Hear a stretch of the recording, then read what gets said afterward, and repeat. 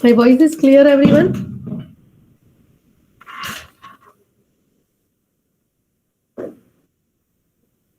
Okay, so let me present my screen to you all.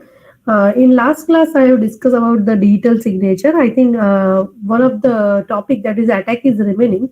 So today, that portion I will explain you first, and then after start with the topic that is public key distribution. It's a part of asymmetric key cryptography. So I will explain you that public key distribution today. My screen is visible, everyone? Okay. Thanks, Priyank, for informing me.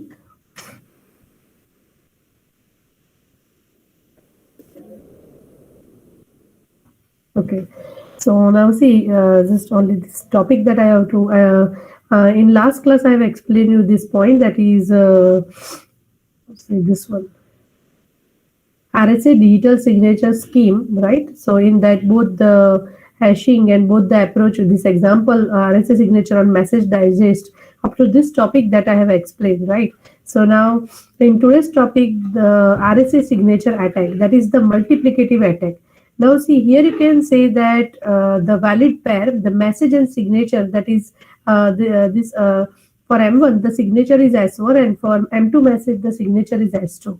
So here you can say that the message signature pair is known. So now see if messages signature pair is known, then what? Then here the concept is if that means attacker, if it knows the valid pair M1 S1 and M2 S2, then she can fool the bomb by how? By creating the M equals to M1 M2, which is what? Which is a multiplicative attack on RSA signature, right? So here the proof that also I have written, see if M1 S1 M2 S2 this is a non-pair, then what the attacker will do, so M equals to M1 into M2 mod N, so from that the signature is also getting. So now what is the proof? So let's say if I am taking S equals to S1 into S2, then all of you know that for signature, what is S1? So that already that I have explained in this theory, the signature, what is the signature? See, in this case, the signature is M raised to D mod N, right? So this concept that I have explained. So now M1 raised to D mod N into M2 raised to D mod N and then mod N. So I can write in this way, M1 raised to D multiply by M2 raised to D mod N. Now M1 into M2 raised to D mod N. So I can say M raised to D mod N. So what I'm trying to say, if M equals to M1 into M2, then you can say S equals to S1 into S2. So means what this particular proof says, if Eve knows this pair M1 and S1 and M2 S2, then the C can fool the Bob by creating the M equals to M1 into M2, and which is known as a multiplicative attack on an RSA signature, right? So which is the multiplicative attack, and it is also an example of existential forgery. Now what do you mean by in existential forgery, I can say that you may be able to create a valid message signature pair, but no one that can see no one that she can really use. Okay, now is there any doubt? Priyank, now my voice is clear. Hello. Okay.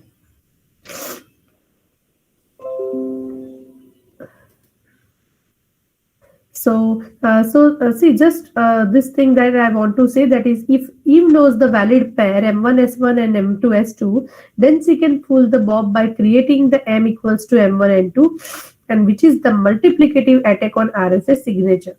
Okay, but see now here here you can say that if M equals to M1 into S2, then you are getting what implies S equals to S1 into S2, and this thing that I have proved, if I am taking S equals to S1 into S2, then I am getting the message, right? So this is the what multiplicative attack on RSA signature.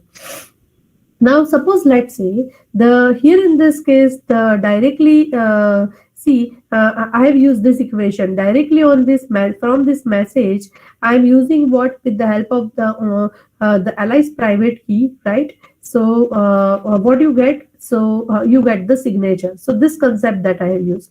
But let's see if I am using this hashing.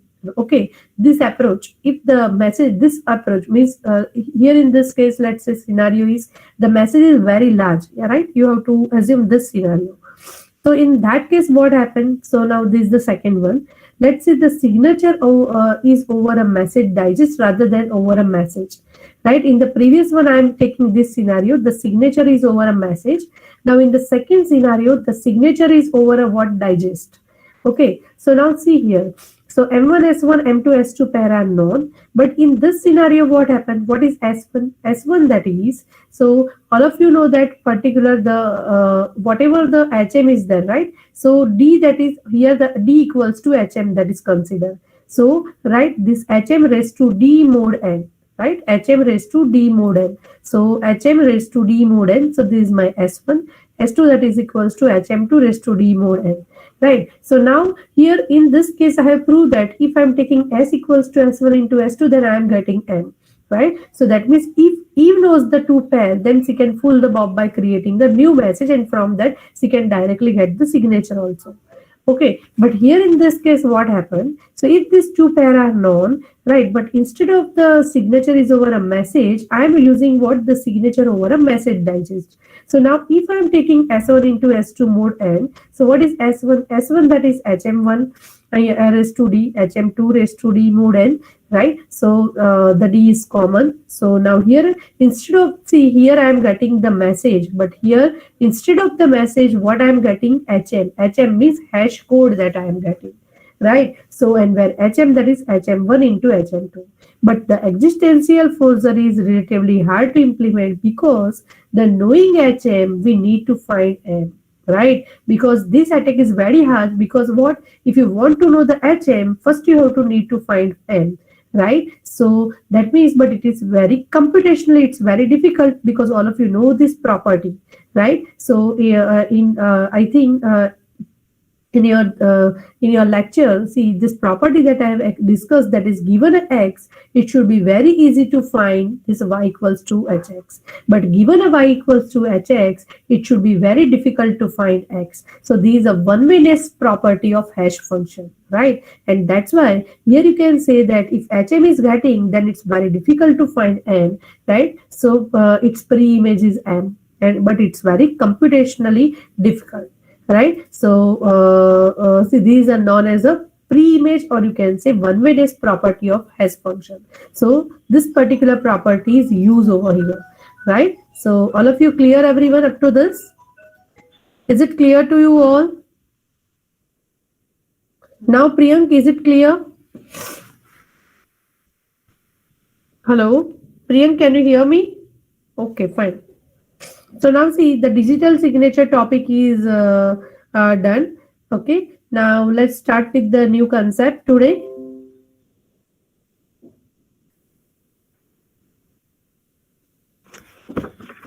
Now the topic is public key distribution. Now see, all of you know that in asymmetric key cryptography, now you tell me the answer. Right, in this public key crypto system, or I can say asymmetric key cryptography, right, what I have explained, if there are two party Alice and Bob, if Alice want to send a message to a Bob, then who performed the setup, right? Who performed the key generation part? Please write down in the chat window. Bob. Similarly, if Bob want to send a message to Alice, then who performed the setup? Alice, right? So all of you know that. So in Alice want to send a message to a Bob, then Bob generate the public key and private key. And if Bob perform the Bob want to send a message to Alice, then what happened? The Alice perform the key generation part. Okay, so all of you know that if Alice want to send a message to a Bob, then what happened? She only needs to know the Bob's public key. All of you know that, and all of you know that the public key which is open to the public and it available to everyone. The public key is available to everyone. Similarly, if Bob needs to send a message to Alice, he needs to know only what? to know the ally's public key, right? And which is also known to the everyone. So here you can say that, now read this point. In asymmetric cryptography, people do not need to know a symmetric shared key. All of you know that. Everyone shields a private key and advertises the public key, because this scenario that I discussed, that is allies want to send a message to a Bob, then Bob perform the setup, but in that case allies want to know only what, the public key of what, public key of Bob, and that public key is known to everyone. Similarly, right, see, private key, that is private to a Bob, but see, the public key is public. Similarly, the Bob want to send a message to allies, then allies perform the key generation part, and then what Bob requires, the Bob needs to know only the allies public key, and which is also known to everyone, right? So that's why in a public key, what happened, everyone sells a private key and advertises a public key, right? Up to this clear? So in this topic, what I will cover, this topic that I will cover today: public announcement, trusted center, control trusted center, certification authority, X.509, public key in the infrastructure. The name is PKI. Okay. Sorry.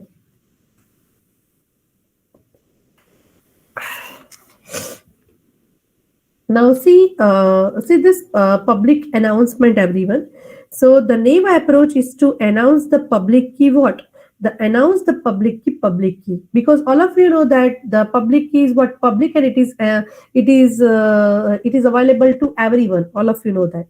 So approach is to announce public key. Now see here, the Bob is there. So actually what happened in this scenario, let's say you can assume that the Bob want to send a message to allies. So the Bob perform the key generation, and right, and see the key generation. So Bob have a public key and private key, and okay. So now what happened? What the Bob will do? So Bob can put his public key on his website or announce it in a local or national newspaper. See how the Bob can announce it public key, right? So because the allies wants what, allies want to know the public key of Bob. So you can say that one way is what the Bob can do. The Bob can put his public key on his website, or announce it in a local or national newspaper, right? Now when allies needs to send a confidential message to a Bob, then what happened? From where she can take the Bob's public key? So she can obtain the Bob's public key from his site or from a newspaper. The allies can take the public key of Bob. All of you clear what I'm trying to say up to this? Hello, is it clear to you all? See, it's all theoretical part. I want to explain you my best. Okay, so please cooperate with me. If you have any doubt, then please ask me.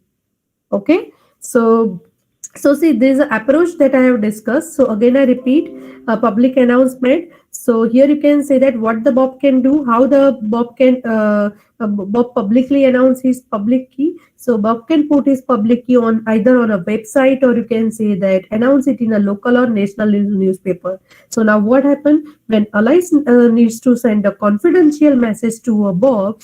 So from where she can take the public key? She can obtain the Bob's public key from his site or from a newspaper, right? She can obtain. Now see, but here in this approach, what happened? This approach, however, is not secure. It is subject to forgery. It is subject to forgery. For example, I can say the attacker Eve could make such a public announcement before a Bob can react. Damage could be. So again, I repeat, this approach, however, is not secure. For example, here it is subject to a forgery. The Eve could make such a public announcement. Attacker. Eve means whenever I say Eve, it's an attacker. So Eve could make such a public announcement before the Bob can react. Now, what the Eve can do? So Eve can fool the allies into sending her message that is intended for Bob. So now what happened? You could also sign a document with a corresponding forced private key and make everyone believe that it was signed by Bob. Okay, so the approach is also vulnerable if the allies directly request the Bob's public key, and you can intercept the Bob's response and substitute her own forced public key for Bob's public key. Right? So this thing happened. Up to this clear, everyone? Is it clear to you all? Please reply. Hello. Okay, fine. Now, so here you can say that the next topic is a trusted center, right? So all of you know this is a public announcement, announcing a public key. So in this way, the public key is announced, but at that time, I told you that this approach is not a secure. Okay, so now next thing is that is a trusted center. So, see, before I explain you one thing that I want to tell you that is, I will share this PPT, PDF. But see, please refer to your book, your Frozen book, everything from, I will explain you from your book, right? So please refer to a book, everyone. Okay? Don't rely on my material for exam. So, see, here you can say that a more secure approach is to have a trusted center. What the trusted center retain? A trusted center retain a directory of the public key. Like I can say that the directory, like the one used in a telephone system, it is dynamically updated. Now each user can select a private and public key, keep the private key and deliver the public key for insertion into what? For insertion into a directory. Now, what this trusted center require? The trusted center require that each user register in the center, each user register in the center and prove his or her identity. And the directory and this directory is publicly advertised by what? This trusted center. So now see, again I repeat, here in this case what happened? So this trusted center, it required that each user that register in this center prove his or her identity, and what this directory will do, the directory can be publicly advertised by the trusted center, and the trusted center also respond to any inquiry about the public key. Right? Clear, everyone? So this is the goal of what? Trusted center, where directory is there, where all the particular like allies, all the users public key is stored, right? But see, first of all, for that what? First of all, the center require that you have to register in this center with his or her identity, and see whatever the information you give, now it is stored in this directory, and then this directory is publicly advertised by this trusted center. So this thing is done by trusted center, everyone. Now the next topic is control trusted center. See, up to this clear, everyone? Anyone have a doubt? Please, if you have a doubt, then please ask me. Up to this clear? Okay, fine. See, only one or three students replying me in throughout the lecture. So what about the other people? Are you sleeping? All of you are not interested?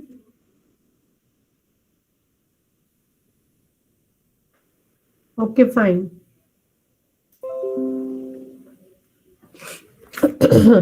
Now the next topic is see, the control trusted center. So now see, here I can say that a higher level of security can be achieved if there are added control on the distribution of public key. On the distribution of public key, if there are added control, then I can say that the higher level of security can be achieved.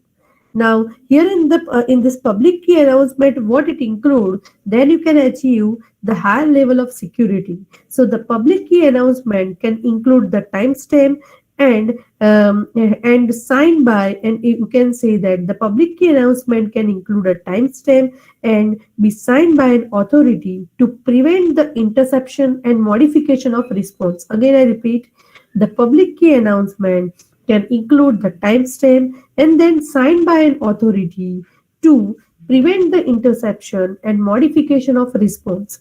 Now see, here in this scenario, what happened?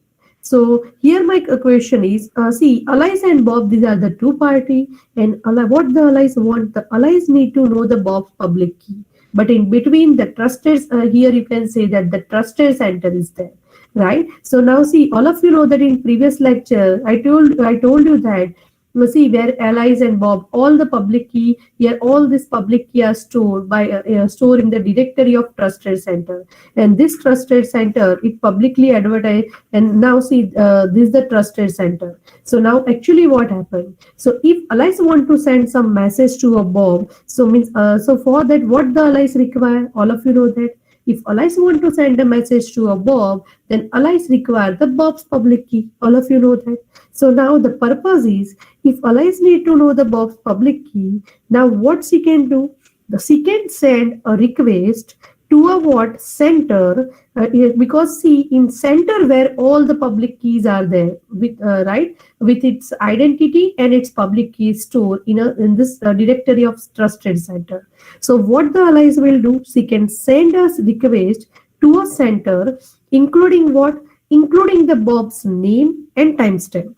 Okay, this thing, it requests send it to a what, to a trusted center. Now, what the center will do, the center respond with a box public key, original request, and the timestamp signed by the private key of this what center.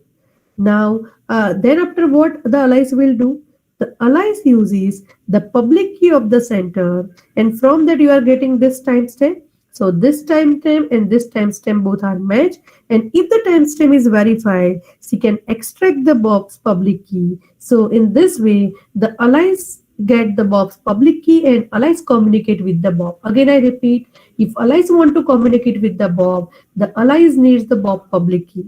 So what happened here? What happened? So in this case, if ally needs to know the Bob's public key, she can send a request to a what? To a center, including the Bob's name and the timestamp.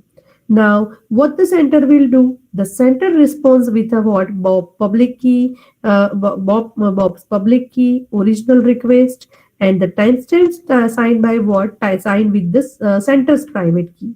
And now, what the allies will do? Allies use the center's public key.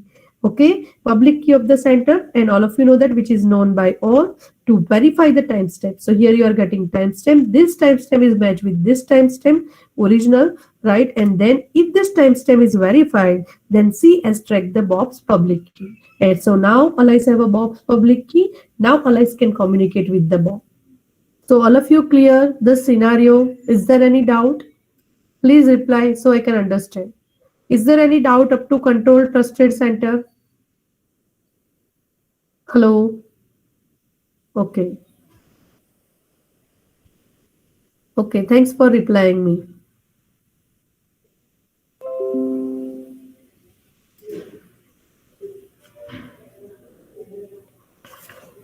Okay.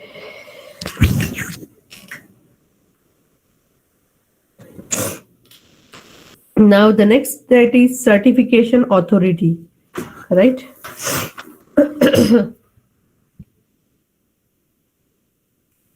So now see here in this approach, what? So in this previous approach, what happened? This approach can create a heavy load on a center. Heavy load on a center if the number of requests is very large. See here only, these are only one request. But here you can say that if the number of requests is very large, then what happened in this particular approach?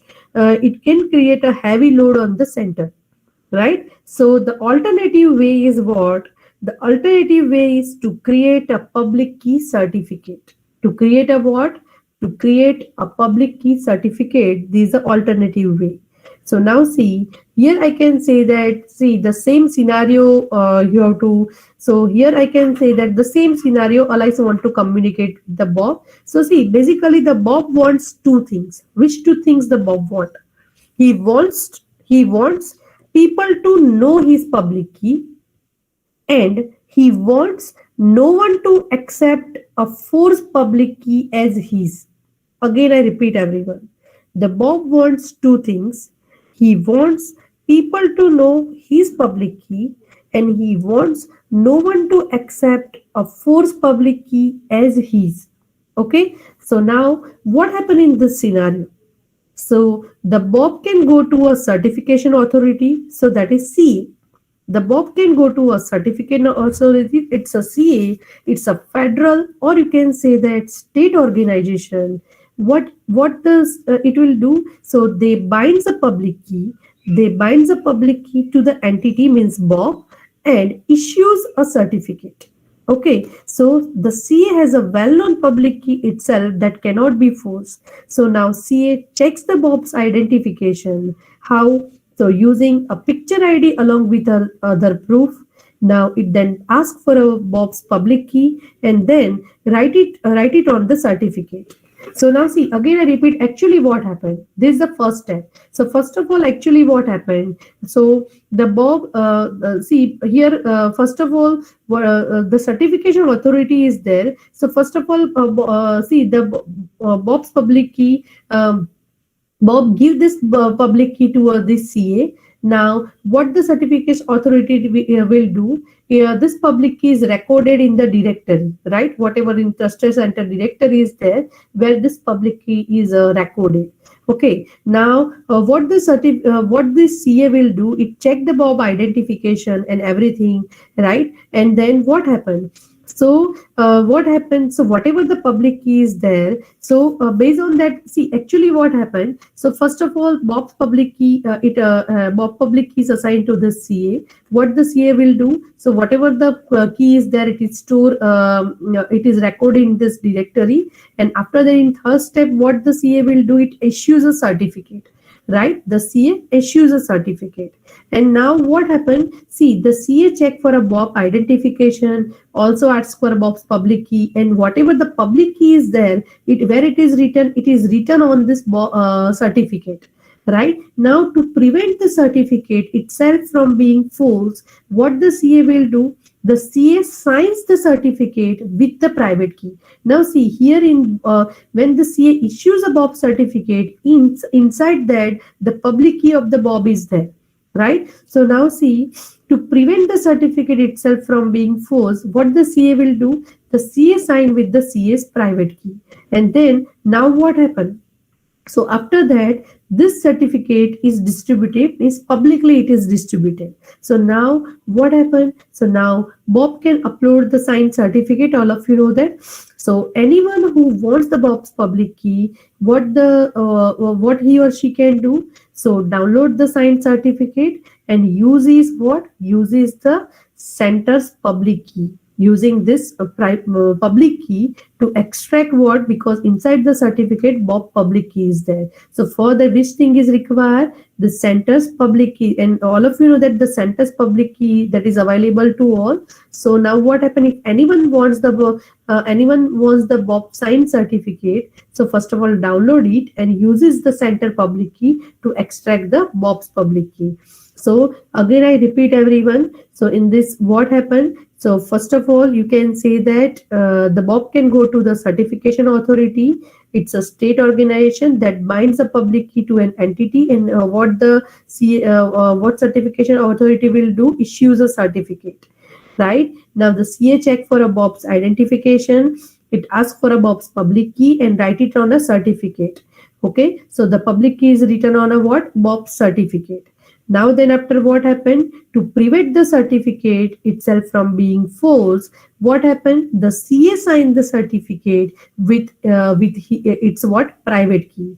Now what happened? So now Bob can upload the signed certificate, right? And it is publicly available. Now anyone who wants this public key, what he or she can do? So download this signed certificate and uses the center public key, because see here it is signed with private. So here what? So uses the center public key which is publicly available to extract the what? Bob's public key. So now when public key of center is used, so with the help of that, now inside the Bob certificate public key is there, right? So now here anyone who want to communicate with Bob, now get the Bob public key and now communicate with the Bob. So all of you clear?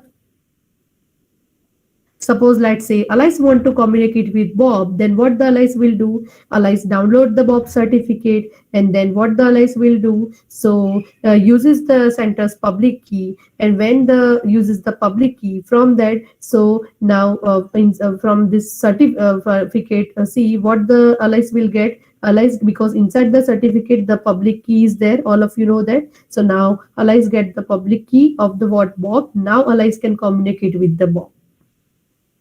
All of you clear? Is it clear to you all? Fine, everyone? Okay.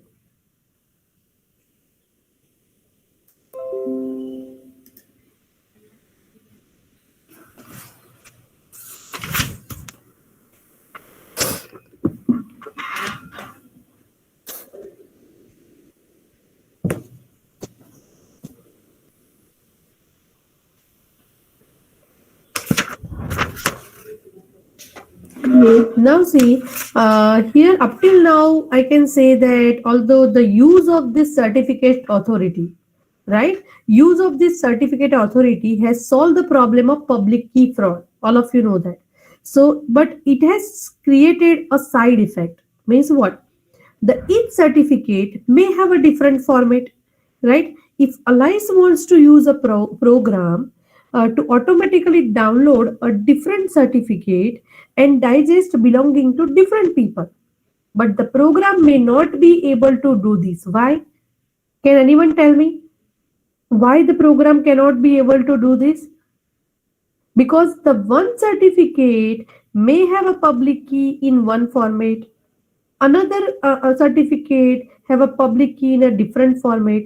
So means I can say that in one certificate the public key may be on a first line, in other certificate the public key may be on a third line. So now what happen if we are creating a program which download the different certificate and digest belonging to different people, then it's not possible. Why? You can't create that type of generalized program, because in one particular certificate the public key is on a first line, in other certificate the public key is on a second line, in third certificate it is on a third line. So that means you can say that if Alice want to use a program to automatically download a different certificate and digest belonging to a different people, then the program may not be able to do this, because you can say that the certificate may have a public key in one format and another in a different format, and that's why means I can say that the public key may be on a first line in a certificate, on a third line in a certificate. So anything that needs to be used, that universally must have a universal format. So right, see, that type of program is not possible. So that means you can say that it need to be used of what universal format is required.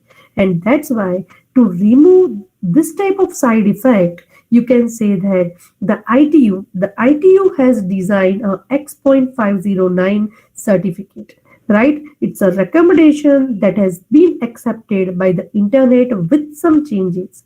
So X.509 is a way to describe the certificate in a structured way. It uses a well-known protocol called ASN, that is Abstract Syntax Notation, that defines a field familiar to C programmer. Okay, so now see here in this case I can say that see how the signature. So here you can see that the signature, this the last field, that is signature. What is signature? The signature is nothing but the combination of all this, right? The signature is nothing but a combination of all these: version number, serial number, signature algorithm ID, issuer name, validity period, subject name, subject public key, issuer unique identifier. Later I will explain you what all this term. Okay, so any certificate. So basically what is signature? A signature is nothing but the combination of on this particular combination. First of all, you can say that the hash algorithm is applied. So what you get? The digest. Now whatever the digest is there on that, with the help of some signature algorithm, it is signed with the CA's private key. It is signed with what? CA private key. And finally what you get? Signed digest. So basically signature is nothing but a hash algorithm ID plus the cipher ID plus some other parameters. right? So these are what, these are signature. Okay, and what is this version number? So all of you clear why we require this type of X.509 certificate? Because what happened? So see, before that, what I have discussed. So by when you are using this certificate authority, now your problem is solved. Because see, if anyone wants, see before that, what happened? First of all, this certificate is signed with the CA private key. So that means with the help of this certificate authority, you can say that the problem of public key fraud that has been solved, right? Because whenever anyone, now this certificate is public, so anyone want the public key of Bob. So now what happened? So first of all, what happened? So with the help of the CS public key, now suppose let's say Alice want to communicate with Bob, then first of all Alice get this Bob certificate, and then with the help of the public key of the CA, now what the Alice will get the public key of Bob. So that's why that problem is solved by the CA.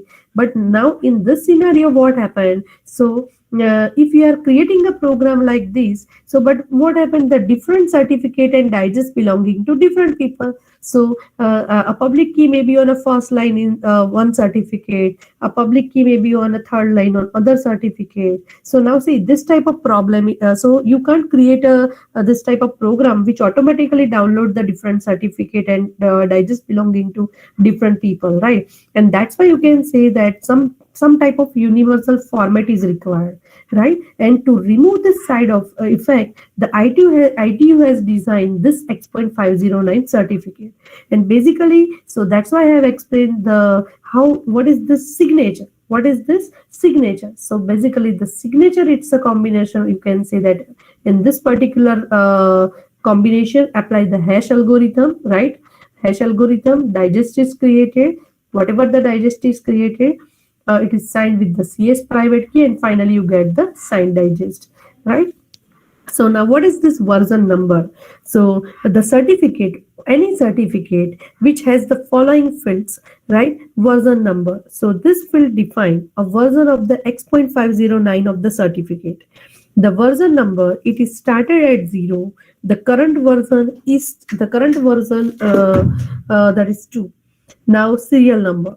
So what this serial number? This field defines a number assigned to each certificate, right? And the value is unique for each certificate issuer. For each certificate issuer, this value is unique. Okay. Now the next that is sorry. The next that is signature algorithm ID. So this field that identify the algorithm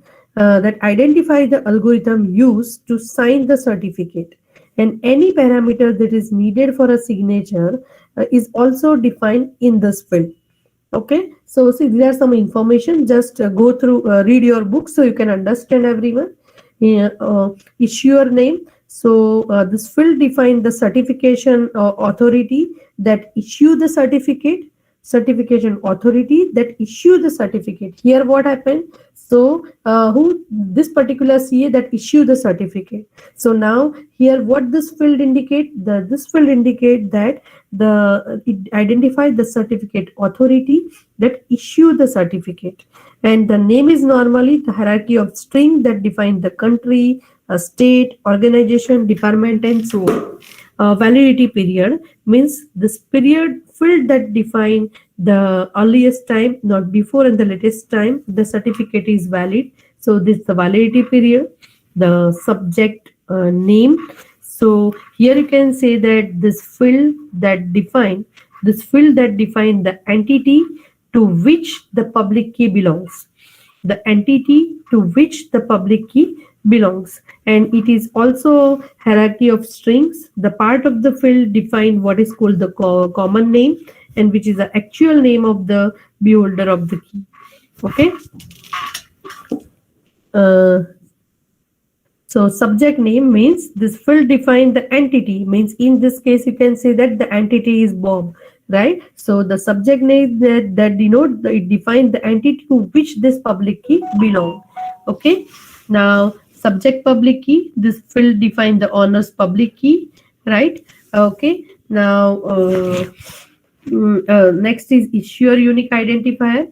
This optional field that allows a two issuer have the same issuer field value if the issuer unique identifier are different. The next is a subject unique identifier and extension. So this optional field that allow the issuer to add more private information to the certificate. And finally, signature. This field is made of three sections. All of you know that. The first section contain all other fields in the certificate. The second section, it contains a digest of the first section encrypted with the CS public key, and the third section contains the algorithm identifier used to create the second section. So now see, these all are the information the certificate holds. Now, just wait.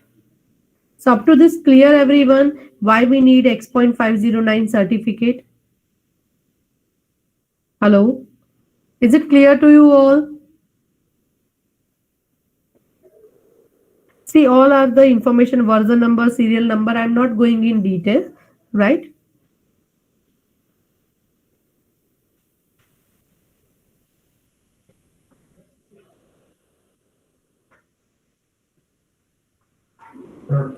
See, just you have to remember signature basically what it include these three things, right? Basically it include what? Finally, see this the here one combination. So all this information plus what? The hash algorithm. After that, what you get? Hash algorithm ID. After that, what? See, oh, it is a combination of signature is nothing but what? Applying this combination to hash algorithm. After once you apply the hash algorithm, what you get? Digest. Now after it is signed with the CS private key, and then finally you get this signed digest. So it's a combination of all these three things. All these things. Clear?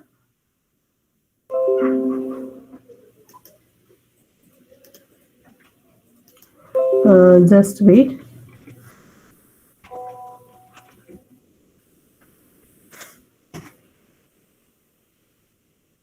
Now see, when you observe our site ddu.ac.in, now see here.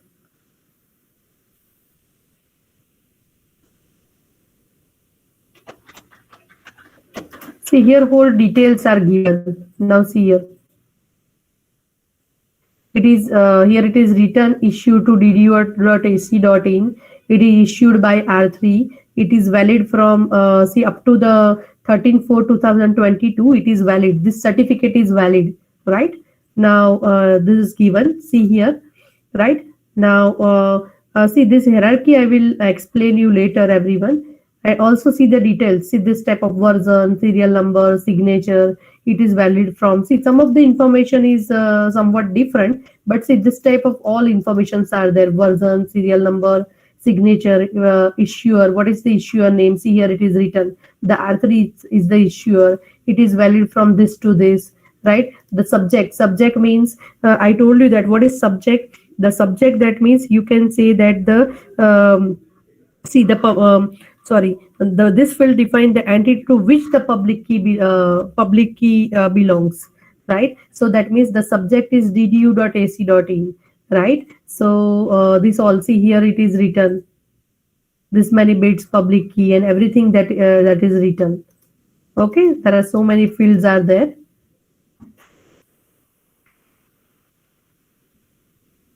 So all of you clear up to this? Hello? Is it clear, everyone?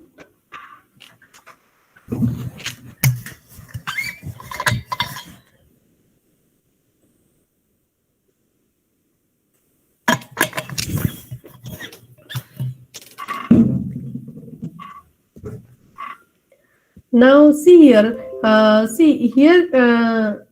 in that, sorry. See here the certificate, you can say that the validity is given up to 34/2022. This is the validity, right? Now see here. The next topic is certificate renewal. Means each certificate has a period of validity. All of you know this field, some validity is there. Up till now, the certificate is valid. But after that, what happened? So each certificate has a period of validity. If there is no problem with the if there is no problem with the certificate, the CA issues a new certificate before the old one is expired, right? And the process is like a renewal of credit card by the credit card company. The credit card holder normally receives a renewal credit card before the one expired, right? So similar way here you can say that here up till 34 2022, right, the its validity is there. So what is certificate renewal? So each certificate has a validity. So here what the CA will do, the CA issues a new certificate before the old one is expired, right? So that is the concept of certificate renewal.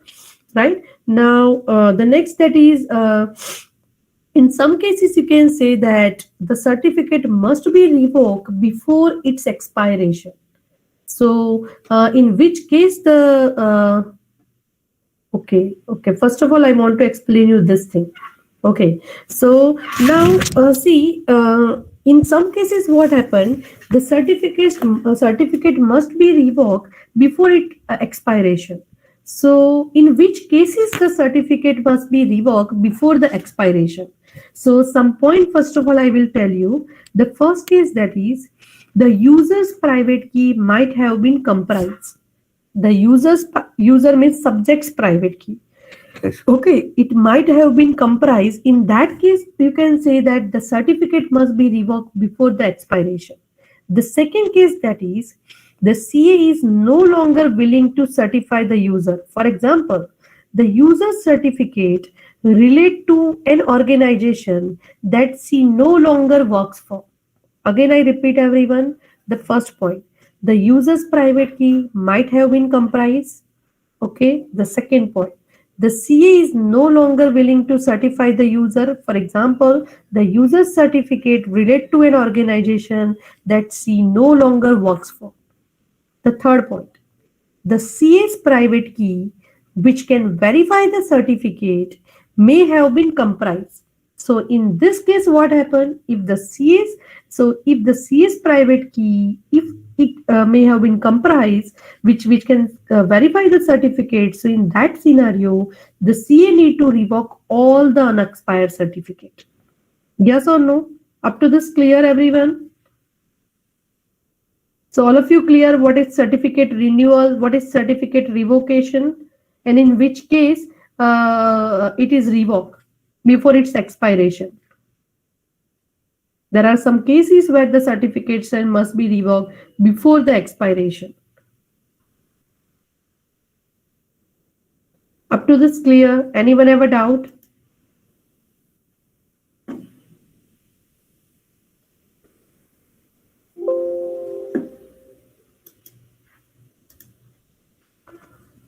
Hello, can you hear me?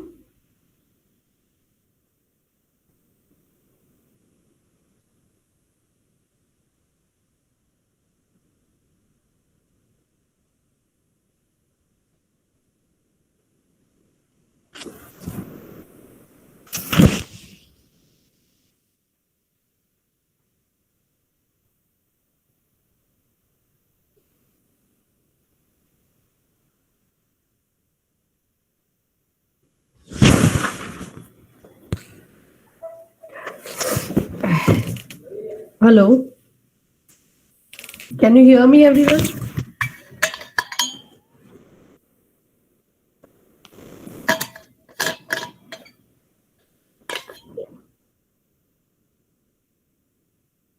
Okay, fine.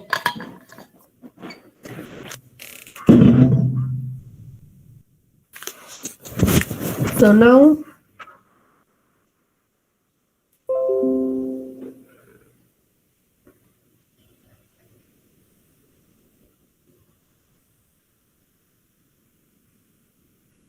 just wait.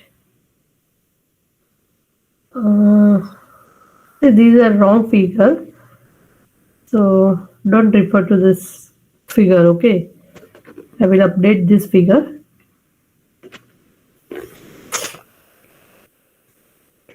So Here you can say that the revocation is done by periodically issuing a certificate revocation list.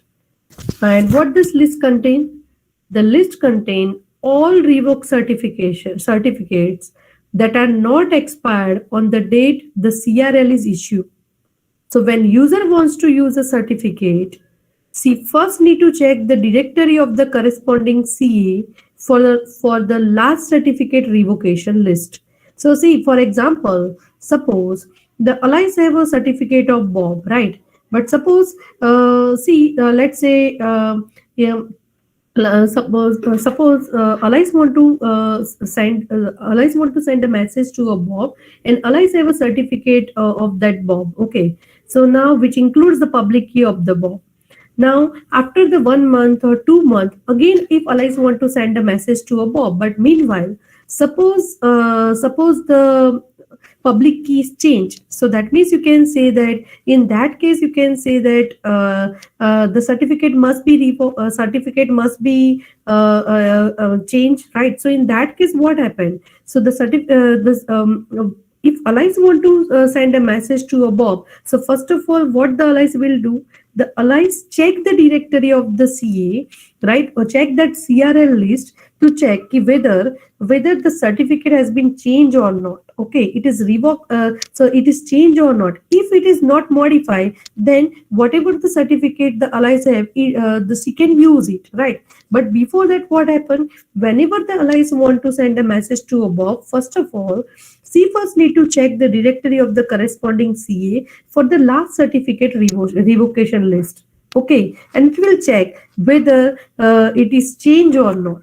Okay, so again I repeat everyone, the revocation is done by periodically issuing a certificate and revocation list. The list contains all the revocation certificates that are not expired on the date the CRL is issued. When user want to use a certificate, C first need to check the directory of the corresponding CA for the last certificate revocation. Okay, so this is the concept of certification revocation. So this figure is not proper, so it's at 1240. Okay, so I will explain in next class everyone, because this figure is wrong, so I will change this figure. So in next class I will explain you what is PKI, what is trust model. Okay, so this topic I will explain in next class. Thank you everyone.